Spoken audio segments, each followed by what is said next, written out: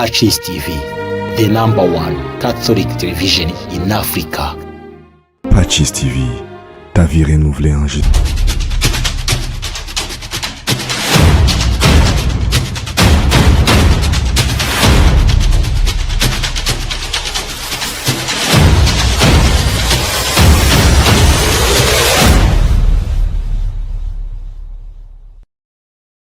Hello and welcome to PACIS TV. I'm Ferry HT and the time now is the time for my home show.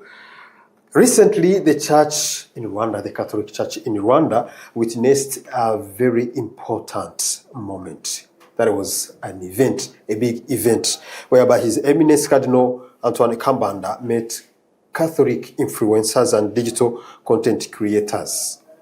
This comes at the time when even the Vatican is increasingly encouraging digital evangelization worldwide. Today, we explore how the church is adapting to the digital age, the role of Catholic influencers, and what the future of evangelization may look like in a social media driven world. To help us to understand this global transformation, we are joined today by a young Catholic priest all the way from Germany, who has actively used social media and digital platforms in evangelization. Father Daniel Schlemp. Is that correct? Schlemp. Very good. Don't worry. Don't worry. All right. Thanks so much. Welcome to PACIS TV studio. Thank you very much. I'm very happy to be here again. Already in November, you hosted me for a show, and it's a great pleasure for me to be back to talk to you about this very temporary and very important topic. All right. Dankeschön. Bitteschön. My friend learned some German. Very nice. Hallo. Wie geht's? Vielen Dank. Mir geht es gut. Before we get started, can you just say hi to those watching you right now? And they are from Germany, they are sitting in German, and please tell them in the language they can understand. Let's speak here in German. Guten Abend oder guten Morgen an alle, die diese Show sehen. Ich freue mich, dass ich hier bei PACIS TV in Kigali in Ruanda heute über die Bedeutung der sozialen Medien für die Evangelisation sprechen kann. Ein ganz aktuelles und wichtiges Thema. Wonderful. What does it mean? Yeah, and now I think it would be adequate to address the listeners in German and the watchers. Good evening, everybody. I'm Father Daniel from Germany, and it's very nice to be here again on PACIS TV and to talk to you in English about this very important topic about the evangelization through social media. All right. So my first question is just about your feeling. The time I invited you, it was on short notice, but lucky enough, I was blessed to have to receive a very positive answer, feedback to my invitation, though it was on short notice. So, what did you feel the time you received my call, my invitation about this show to discuss about social media, church and social media? I was very happy because I made this very positive experience last year when I was here for the show. And I was very glad that now I have the opportunity to be here again because social media is something that affected my faith. And I see also how it affects the faith of many people around me. So it's very important to talk about this topic and about the positive side, but also about some dangers that might arise from this way of spreading our faith. Wow, thanks so much. That statement actually makes me very proud and confident that what we are going to be discussing right now, you have something to share for those who are watching to understand and get inspired. So before we get started, again, let me remind those who are watching now to subscribe to our YouTube channel. Please do that so that you can become a wide family and big and strong family. Thank you so much for choosing watching PACIS TV. So as a young, I remember when we were discussing, chatting. You said that I also used YouTube. I used to go to YouTube and search for some content. So then I was like, wow, this is the best choice. So as a young priest who has used social media, what first motivated you to enter the digital space? I remember very well when, during my time in secondary school, Facebook became an important thing for some of the students that studied with me. And following this trend, I simply started to use it. And because I wanted to be like the others in my class, and I wanted to share the experience they were talking about when they mentioned Facebook and other social media. And many times I used it simply to connect to my friends, to organize meetings. But then there came the moment when I started to think more about my vocation. At that time, I was still working in the office of a big company selling measurement instruments in Germany.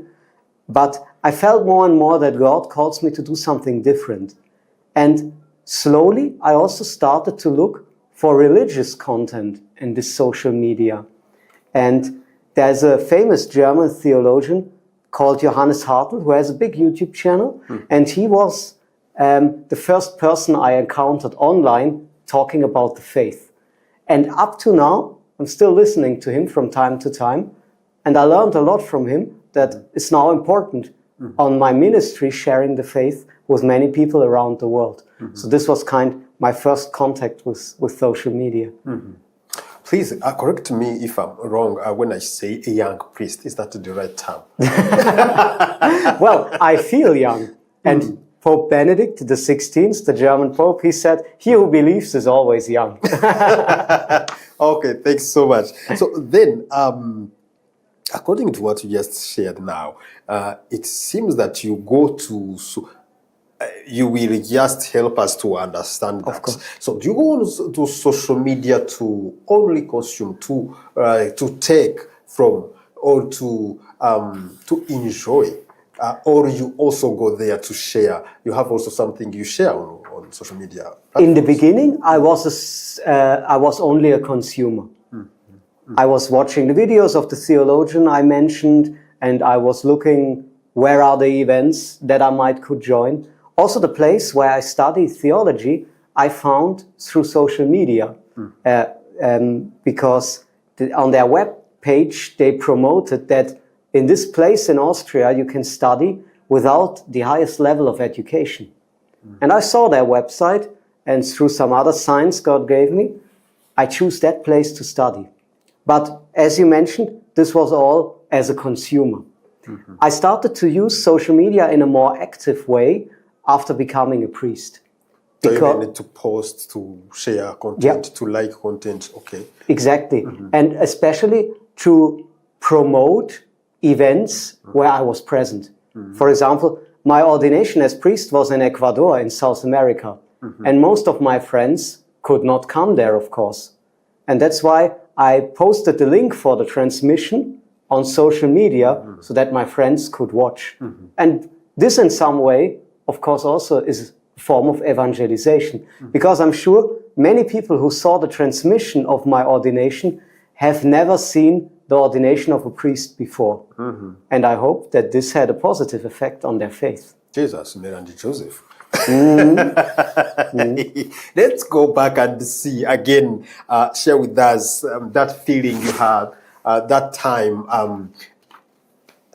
Can we say that you had kind of hesitations to get started, to post, to like, to because this is something quite new in the clergy. So how did you feel the first day when you say, or let's say that the night before starting posting, or when you said, okay, let me start sharing this, or becoming an active social media person?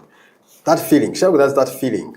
For me, it was very natural. So I felt no kind of hesitation because at that moment, the church was already encouraging the people to share their faith also on social media. You mentioned that conference about where the influencers met with Cardinal Anthony here from Kigali. So the church for a long time is promoting the spread of faith through social media. And that's why I felt no kind of hesitation. Right. For me, it came very natural because to come back to that example of the ordination, for me it was clear when I don't share the link of the transmission of that event, many people will not be able to share that experience with me. So I did it without hesitation and in a very natural way.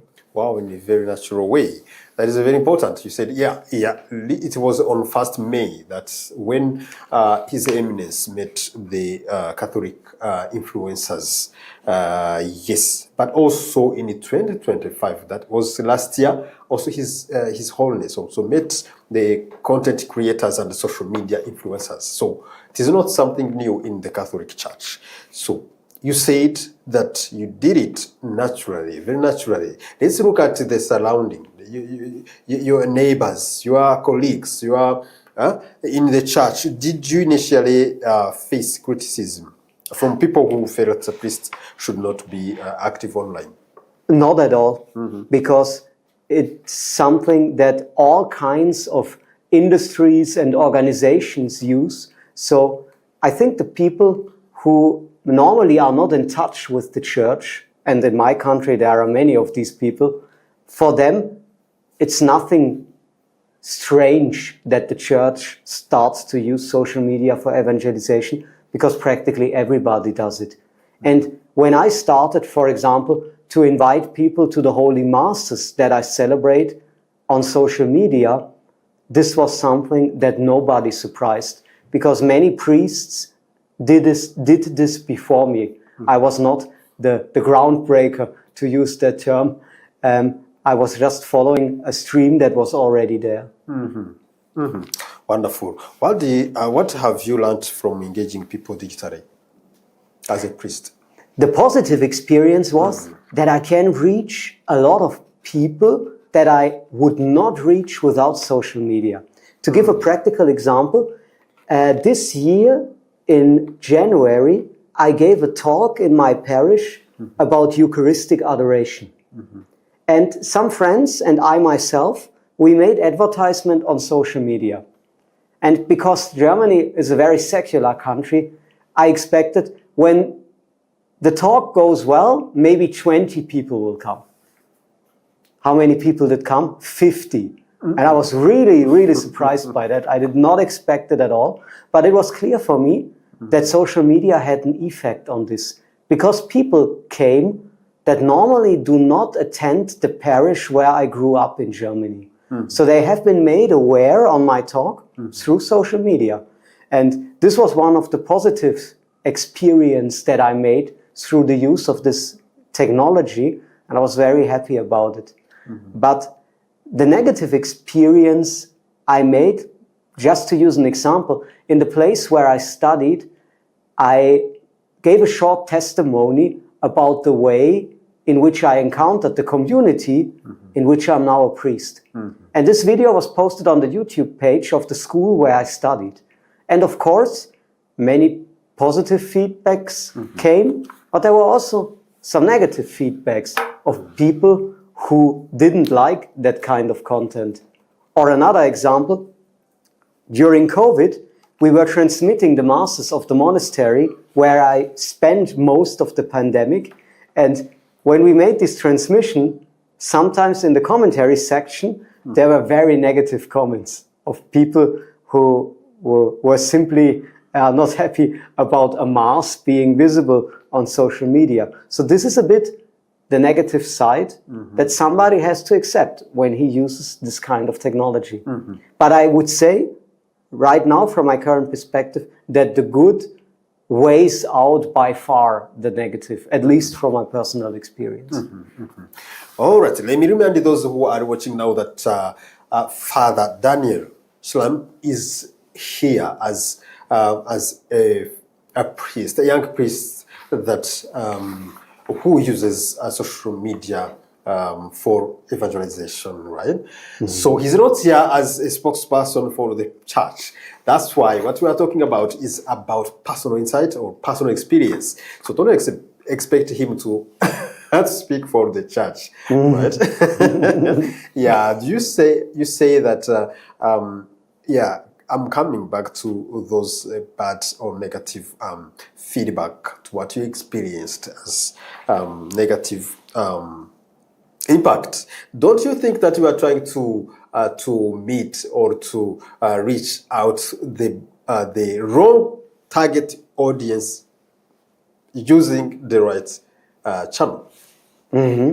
Yeah, the problem is when you put something on social media, you cannot control who watches it.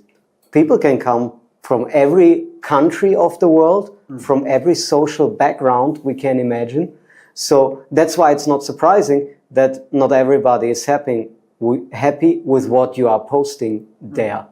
And as I said, this shouldn't bother us, because even if we just bring one soul closer to Christ through the content we made, I think it was already worth it.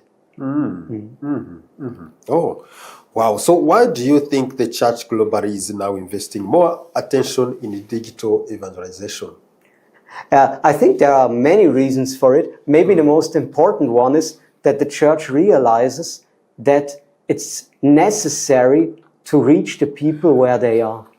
And I think of a biblical example that came to my mind when I was preparing myself for the show tonight. It's Acts chapter 17. And there we hear how St. Paul came to Greece, to Athens. Very big and important city. And in the center of Athens, there's a kind of theater called Areopag. And there the people met to discuss their ideas and their philosophy. And what Paul did is, he went there as well and preached.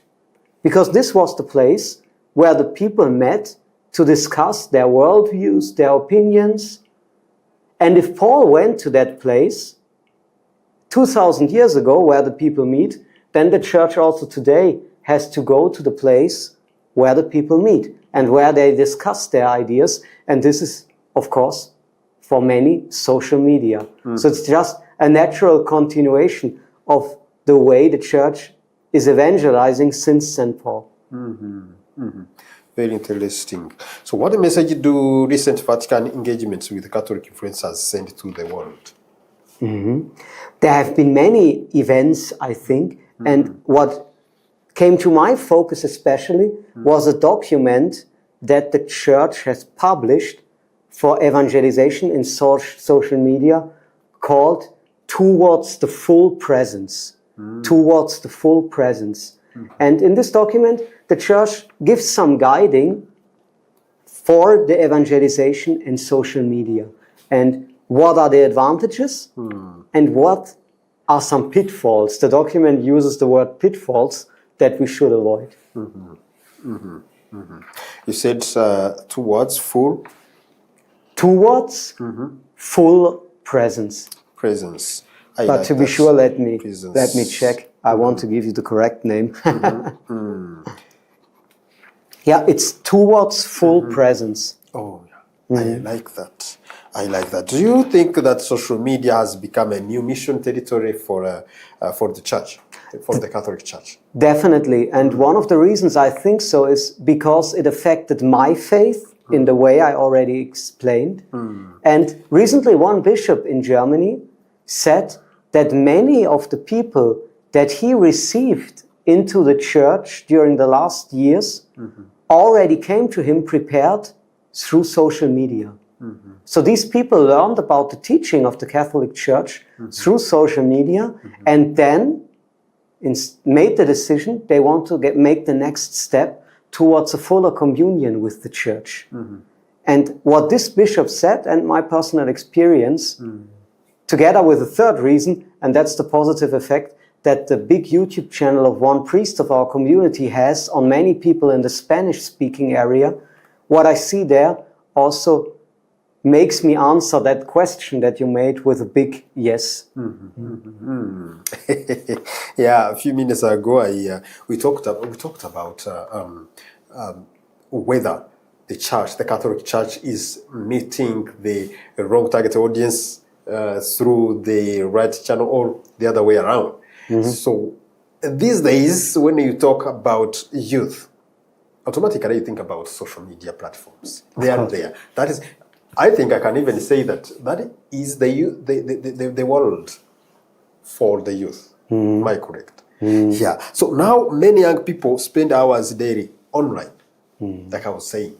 So should the Catholic Church follow young people into those spaces, or the Church should bring them back to the tradition of the Church?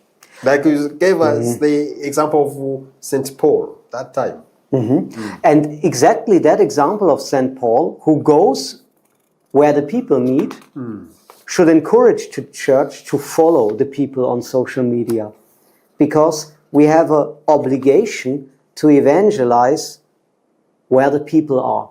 And for the young people, that's clearly social media. But you mentioned something very interesting, whether we should bring that people also back to the real world, to the tradition of the church. And here that document that I mentioned, Towards Full Presence, makes an interesting point. It says it's not either or, it's both. We cannot drag the people out of social media to abandon it completely. I think that's simply not possible. But this document reminds the people that we should encourage the fuller presence. What does that mean? For example, on social media, you have no smell. You don't have taste. Imagine when you are with a person sharing a meal. Then you got the full presence. With the smell, with the taste, you get a clearer impression of the expression on the face of the other person. This you cannot experience on social media. And the liturgy of the church, especially the Holy Mass, is also addressed to all senses that we have. We can use incense for the smell. You taste the blood and the body of Jesus coming to you through the appearance of bread and wine. You hear the music. It's an experience for all senses. And the encounter on social media should be an encouragement to that fuller presence, to meet the people in person and to experience the liturgy of the church in full, when it's possible. Oh, wow. So how many social media platforms are you using currently? I mainly use WhatsApp. That's my main social media platform, because there in the groups where I'm present, I normally post where I give my talks, where I celebrate my Mass. Other platforms like YouTube are more used in our community by that other priest that I mentioned. He really has a big platform. I sometimes appear on YouTube through interviews like that. And then I also use it as a method of evangelization by sharing the link with other people.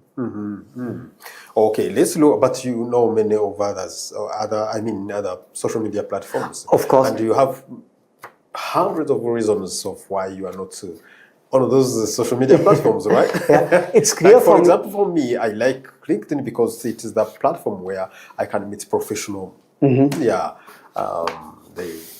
I can meet the professional companies. That's one. Facebook, because I joined Facebook when I was a youth. It's still there, but though later the IG, Instagram was also introduced, but also is full of youth. So I can go there to meet them. I am also on X because I want to see what is the world is about, the political or the decision makers. They are there. So I chose X, IG, Phoebe for those reasons. So I think for you also, but correct me if I'm wrong, I think you also made the decision to say that let me go to this one. You avoided the other one, right? Exactly. I tried to limit myself because you cannot be everywhere. A missionary like I has to admit that he has limits. As simple as social that. media it is possible. You can now be on IG, FB, Instagram, X. You can go to YouTube, you can go to Thread, you can forever. I have to express myself better. It's right. good that you correct me. When I say I cannot be present everywhere, I meant this with respect to the time. Because our community is also a contemplative community. We dedicate ourselves every day through a certain amount of prayer. And I realized after becoming a priest that I have a lot of work to do, a lot of pastoral care for people that I meet in person. For example, today, here in Kigali, I heard 3 hours of confession during the retreat that takes place. And for me, it's clear that these things, for me, have priority over being present on social media in the current state of my vocation. And that's one of the reasons why I limited myself. Another reason is simply because in Germany, almost nobody uses Facebook anymore. It's simply not longer that present. So that's why I decided I quit with Facebook. Oh, wow. Yeah. Thanks so much. That was so clear as snow. So let's take some examples of some social media platforms. And can TikTok, YouTube and Instagram and podcasts truly become tools for evangelization, according to you? Definitely. I consumed a lot of content, especially on YouTube. That's the platform where I appear as the consumer. And the advantage, for example, is you can simply download some of the videos. And I travel a lot. And when I download the video, I can hear the podcast, for example, at the plane, when I'm in the plane, where I'm normally offline. So these places, these digital places, are definitely a tool of evangelization. We can use it like that. Absolutely. Absolutely. So, basing on your experience, what type of faith-related content connects most with the young audience today? I think the most influential content is personal testimony. When I compare on YouTube the videos that have a lot of views and the videos that have fewer views, mostly the personal testimony affects people. All right. So, thank you. But now, what dangers exist for priests or Catholic influencers online? I remember when we were in this event, the big event where the Catholic influencers connect. I remember one of the participants raised his hand and asked His Eminence Cardinal why we don't have priests on YouTube, though we do have some posting and even sharing and liking content on social media platforms, but it is almost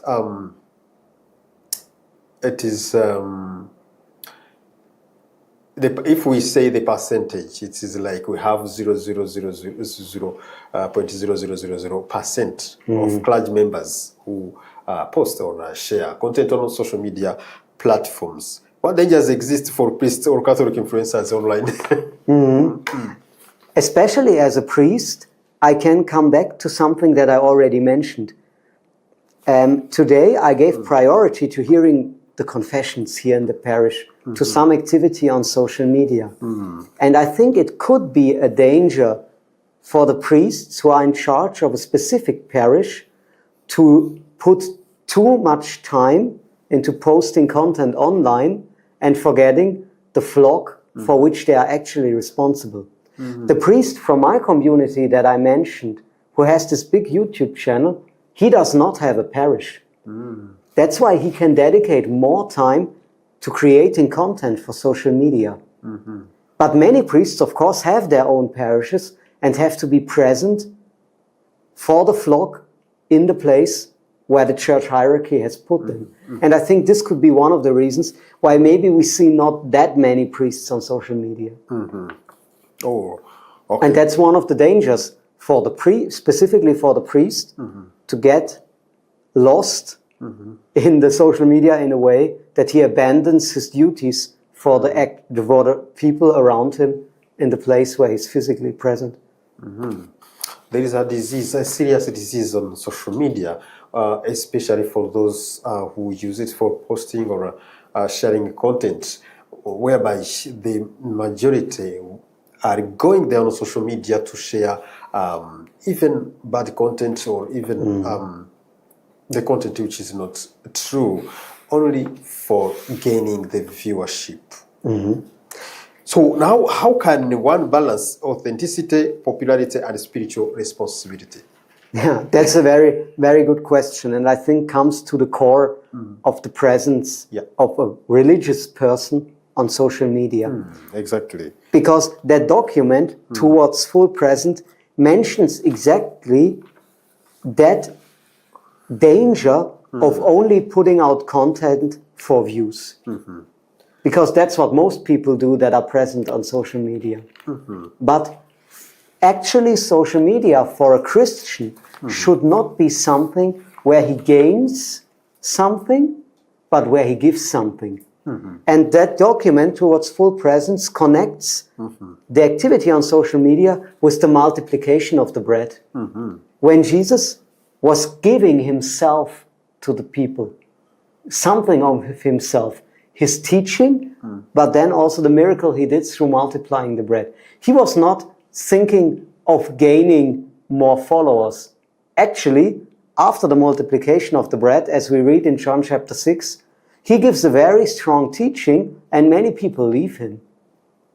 So it's important for everybody who puts out content in the name of the church on social media to remember that example of Jesus. Sometimes saying the truth can lead to losing followers.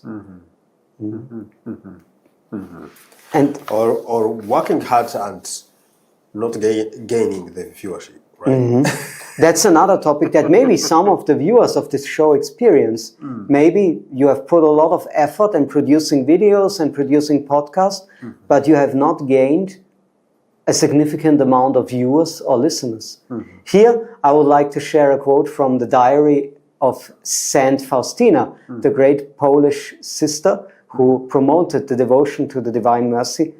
To her, Jesus said, "I do not give recompensation for the outer success of a mission.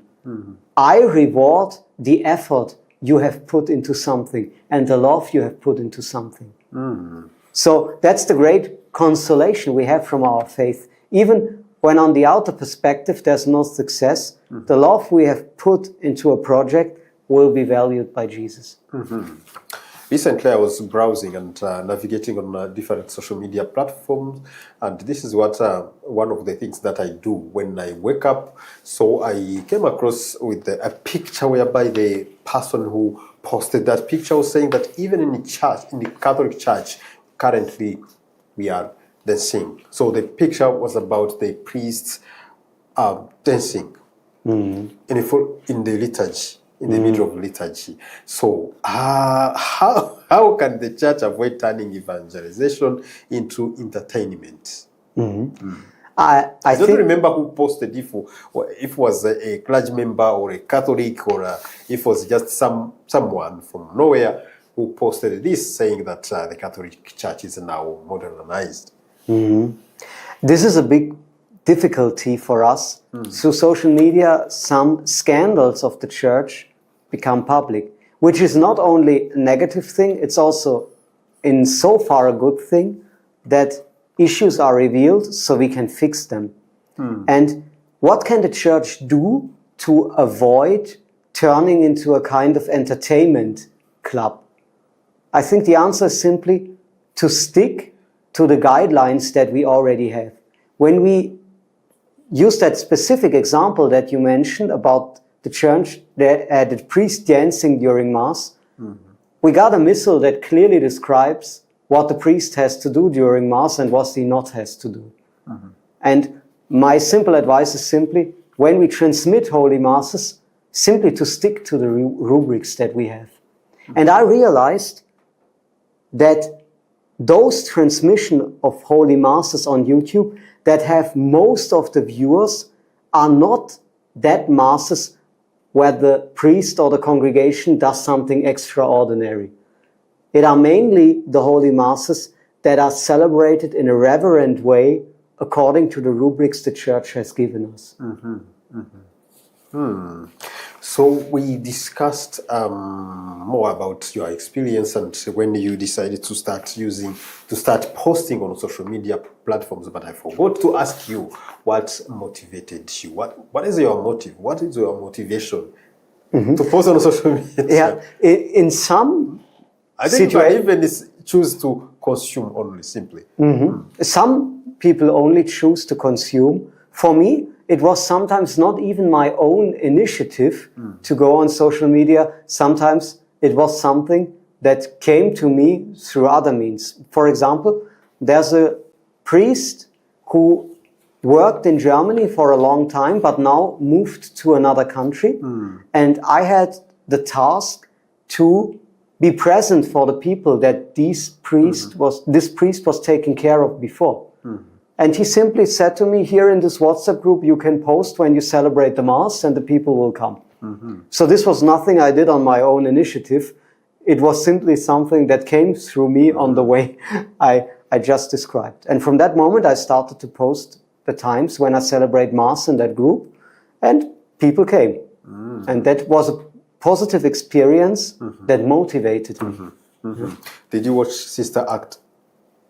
I watched the movie, yeah. I watched the first part. Oh yeah, the first part. Yeah. It's when she converted and a lot of people, even the street boys and the girls. They came from the street into the church when they were singing the Salve Regina. Yeah. Yeah. So you see people coming in like in the Sister Act one. Wow. Interesting. That's a very good point. And I can use it to balance what I said before. When I said that when transmitting masses, we should stick to the rubrics, that does not mean that we cannot sometimes use things that are attractive to the people. Of course, there are certain songs that for young people are more interesting than maybe other songs. But we have to be careful in balancing that, and we have to remember that at the end, we don't sing for the people, we sing for God. Yeah. And we can here remember that the Church offers a wide variety of liturgies, not only the Holy Mass.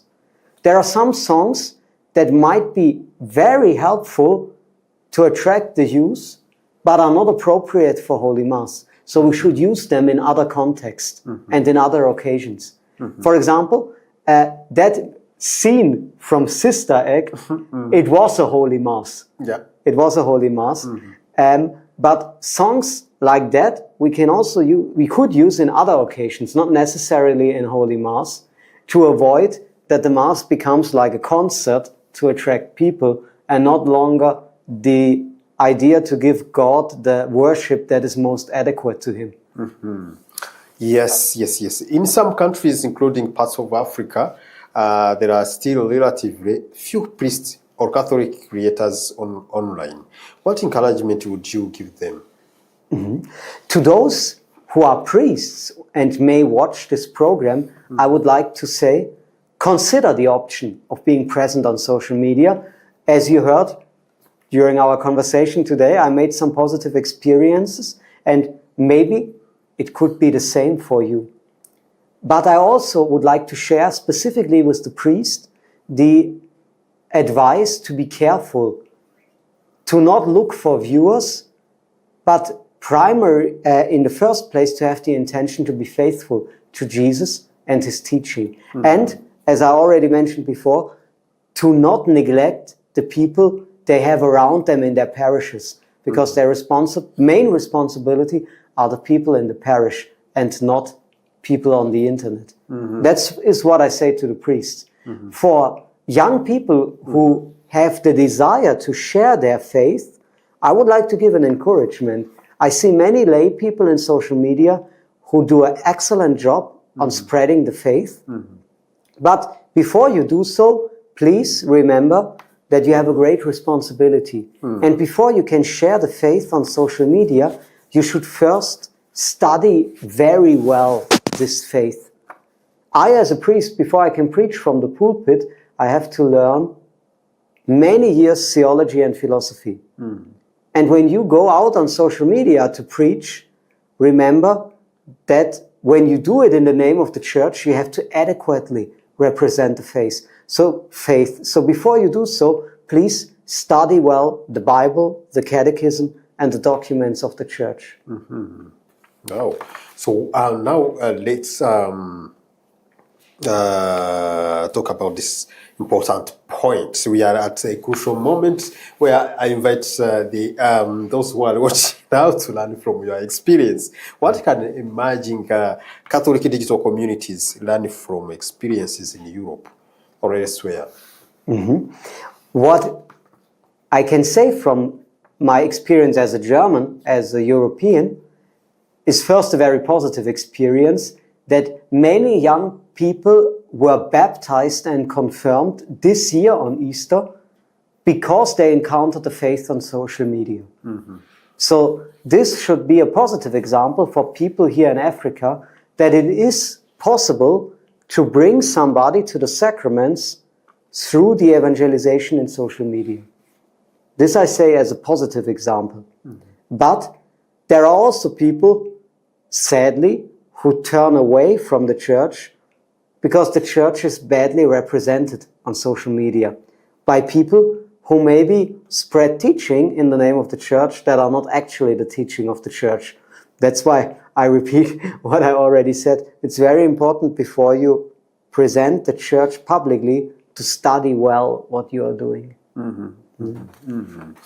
Yeah, and do you think that it is the time for the seminaries begin preparing future priests for digital communication and media engagement? Absolutely. This is something I missed during my education as a priest.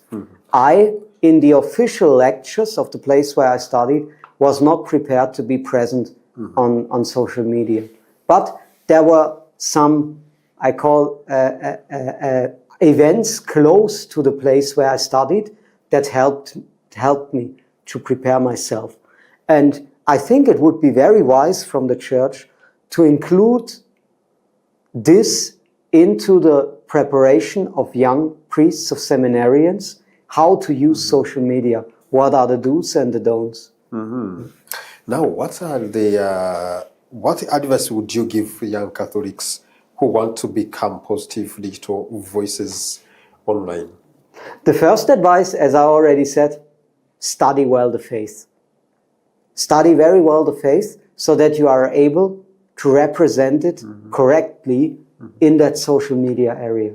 Second advice would be, don't neglect the spiritual part. I realized that sometimes there are talks, podcasts, videos in social media where the presentation is far away from being perfect. Maybe the sound quality is not that good. Maybe the advertisement for that video was not that good. But in spite of that, many people watched it because there was a spiritual power behind it. And that spiritual power can only come through prayer. So when you want to touch the hearts of the people, like Peter did with his homily on the day of Pentecost, then you need to unite the content that you put on social media with a deep prayer life.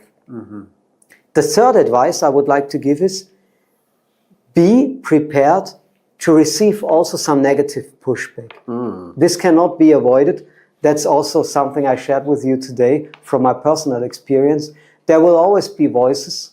There will always be voices who do not appreciate what you will do. But this shouldn't bother you. When you see that people are positively affected by the content you put out, remember that saving one soul is of infinite value. Yeah, this would be my advice. That would be your advice. I like this piece of advice you are sharing with us. And but this advice is too hard to digest. You know, the population of Rwanda, 60% of the population is the youth. I'm not sure if the 60% is now watching, but the majority will watch, will one day learn from your experience. But saying that, please study the faith, do you say that they need to go to seminary? Do you want them, all of them, to become priests? Not at all. Not at all. Clear, clear about that. Yeah. Yeah. It's good that you ask back. When I say study the faith, I do not mean that they have to go to seminary. Seminary. Yeah. But every Catholic has an obligation to deepen his knowledge of God. Because St. Paul says in his letters, how can they believe in somebody that they do not know? And here, social media can be a big help.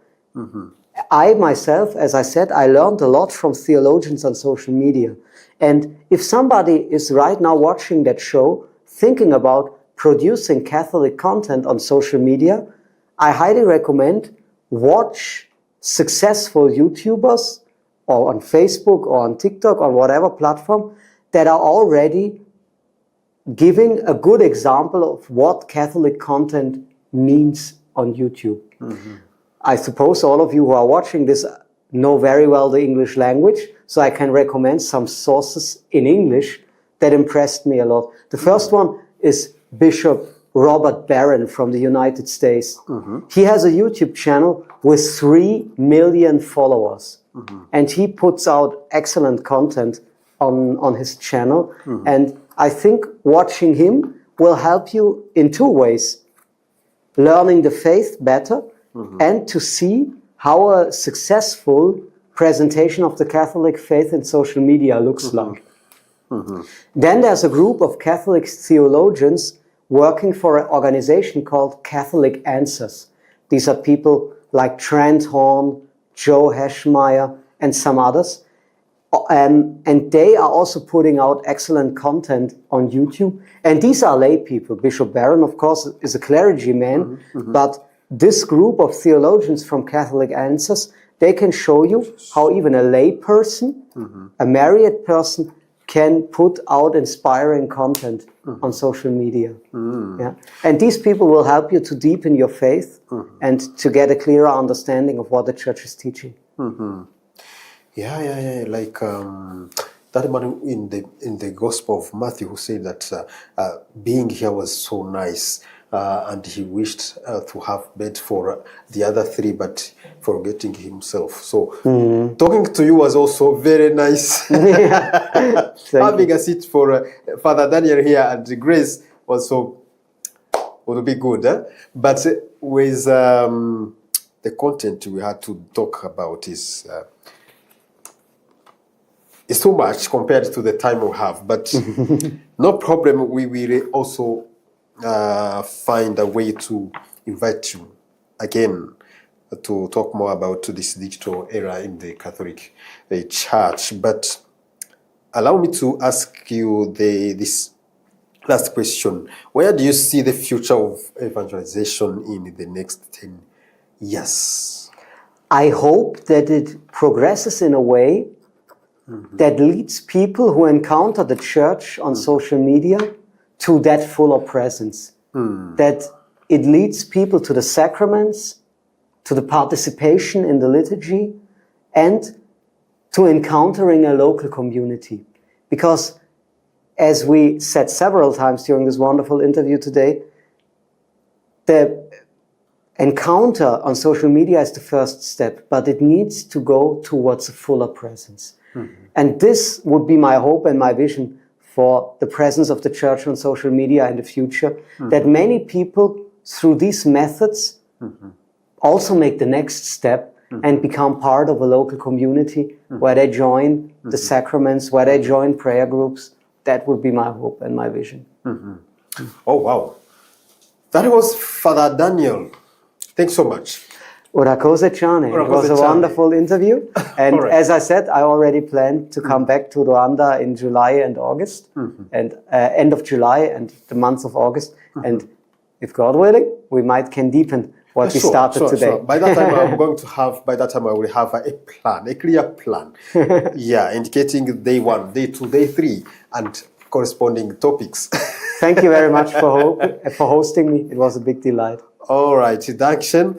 So I also take this time to thank you so much for being part of our today's conversation. There are 2 things that I want you to keep in your heart, that basing on the advice, the piece of advice he shared with us, that if you want to be successful, not in terms of having a big number of viewers or subscribers, but in terms of serving God, evangelizing on social media platforms, the first thing you need to do is to learn, study the faith. He gave some examples of where we can find this important content from Bishop Robert Barron from USA and the group of lay people, Catholic ancestors. So please, the time is running. We're running after time. So this is the right time to start and learn the faith and be part of the globe that is nowadays evangelizing online. So thanks so much, and I also thank Grace. Thanks so much for being part of this conversation. The image and sound was so perfect thanks to her skills. Thanks so much. Stay blessed. See you next time.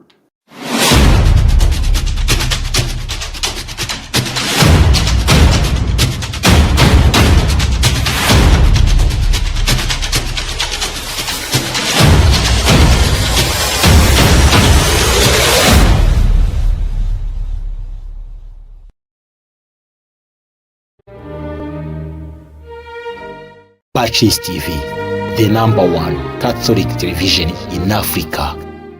PACIS TV, ta vie renouvelée en Jésus-Christ.